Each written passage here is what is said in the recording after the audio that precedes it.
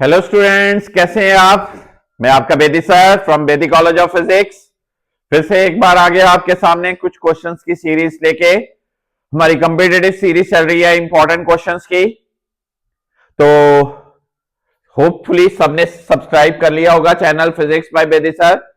कैसी लग रही है आपको वीडियोस? बहुत पॉजिटिवली कई बच्चे तो नोट डाउन कर रहे हैं क्वेश्चंस का और पॉजिटिव रिस्पांस मिल रहा है मुझे। तो आपके लिए ये बहुत अच्छे अच्छे क्वेश्चंस इंपॉर्टेंट सेट है। पीवाईक्यू क्वेश्चंस है जेई मेंस के एज वेल एज नीट के। किसी को भी डिटेल्ड वीडियोस टॉपिक की चाहिए, मुझे पर्सनल व्हाट्सएप करिए, मैसेज करिए, वीडियो पे कमेंट्स करिए, so that I can share you the link of the detailed chapter. तो आज का फिर से मेरा टॉपिक रहेगा डिस्कशन का वेक्टर्स का। वेक्टर के इंपॉर्टेंट पीवाईक्यू क्वेश्चंस लेके आया हूं। बिना टाइम वेस्ट किए पहला क्वेश्चन शुरू करते हैं मेरा बच्चा। Very first question of today's lecture is a person moving in A stalled escalator. बहुत अच्छा क्वेश्चन है। ये जो स्टॉल्ड एस्केलेटर्स होती है मीन स्टेयर केस वाली लिफ्ट, ठीक है। शॉपिंग मॉल्स में आप जाते हैं तो लिफ्ट आई तो उसमें फर्स्ट स्टेप पे आप खड़े हो जाते हो, अपने आप ही पर्सन ऊपर जाते हैं, right. Now the question is A person moving in a stalled accelerator in 90 seconds. एक पर्सन एस्केलेटर में चला, खुद चला और 90 सेकेंड लगे उसको ऊपर तक जाने में। If he stands, the lift carries him in 60 seconds. अगर लिफ्ट ही उसको स्टेयर केस चल के उसको ऊपर लेके जाते हैं तो 60 सेकेंड लगते हैं। कितना टाइम लगेगा ऊपर जाने में अगर वो पर्सन खुद भी चले और स्टेयर्स भी चले? बहुत ही बढ़िया। टिप दे दूं, tip time is T1 T2 over T1 plus T2। 90 into 60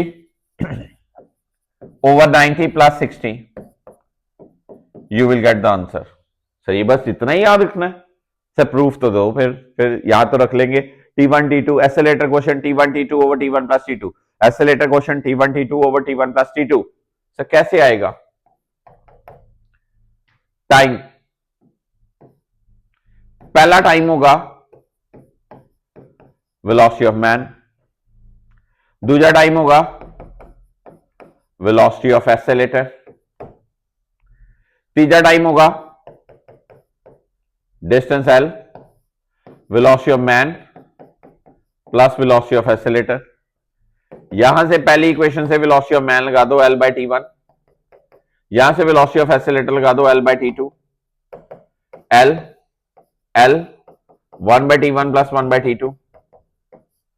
sir अब समझ लगा कि ये टाइम कैसे आया, बड़ा शॉर्टकट दिया आपने। T1 T2, this is answer. Is that okay?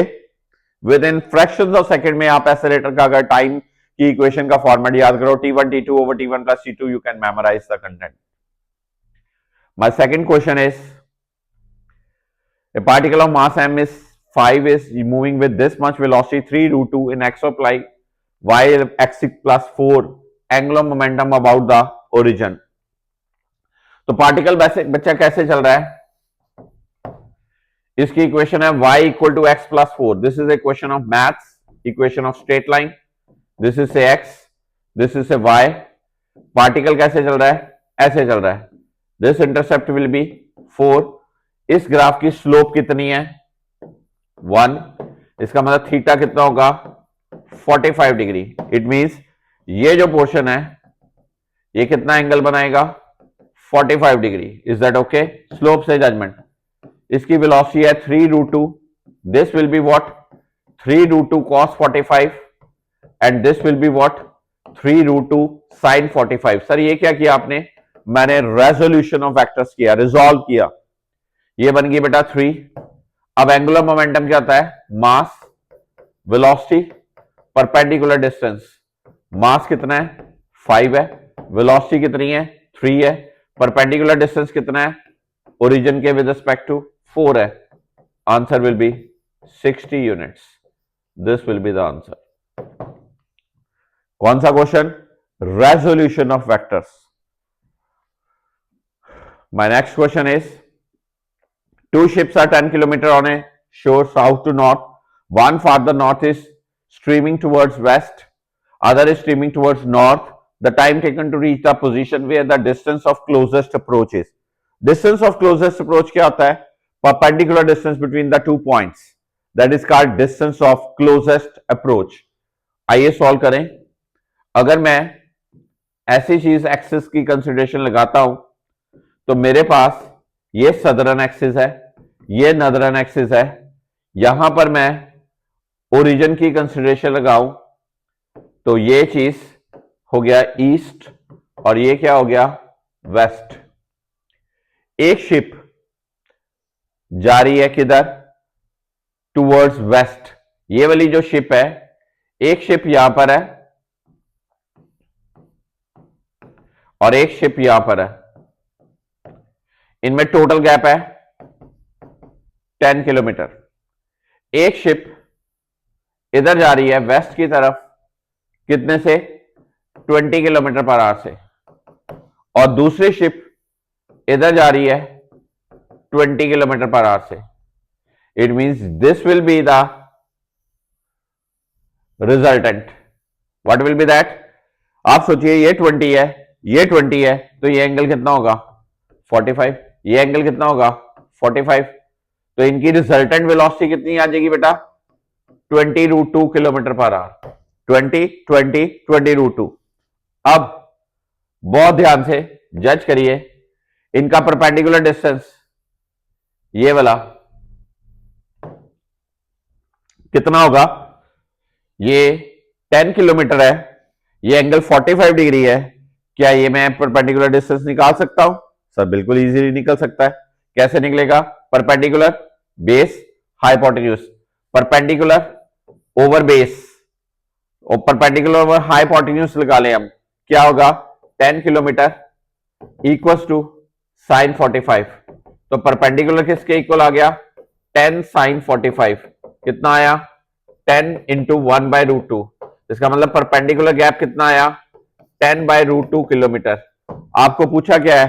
Time taken. Time क्या होता है? Distance over relative velocity.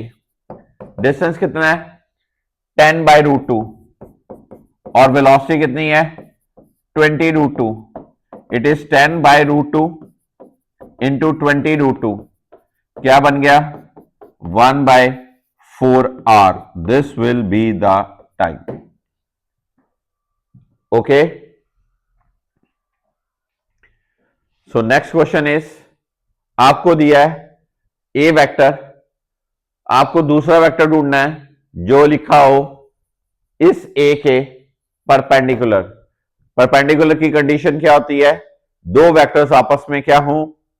Perpendicular, जब उनका डॉट प्रोडक्ट 0 हो. मुझे ए की वैल्यू दी हुई है. क्या वैल्यू दी है ए की?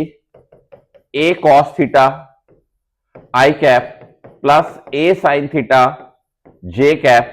मुझे एक बी वेक्टर ढूंढना है, B X I cap plus B Y J cap, जिसका डॉट प्रोडक्ट क्या आ जाए? 0. For A perpendicular to B, A dot B must be equal to 0.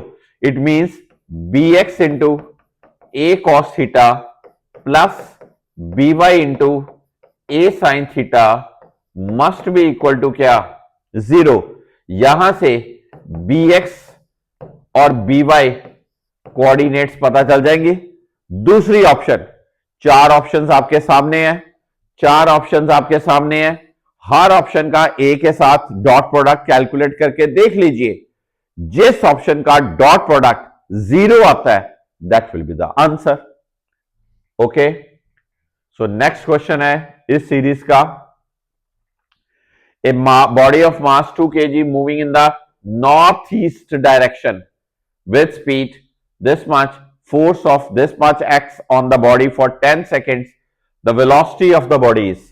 Check करेंगे, कोऑर्डिनेट्स का क्वेश्चन है ये भी, कि एक ऑब्जेक्ट 2 kg का north east direction, this is east, this is north, इसकी वेलोसिटी इधर है √2. This angle will be 45। Sir why 45? क्योंकि नॉर्थ ईस्ट कितने एंगल पे होता है? 45 पे। दिस विल बी √2 cos 45 बना 1। This will B √2 cos sin 45 कितना बना? ये भी क्या बना?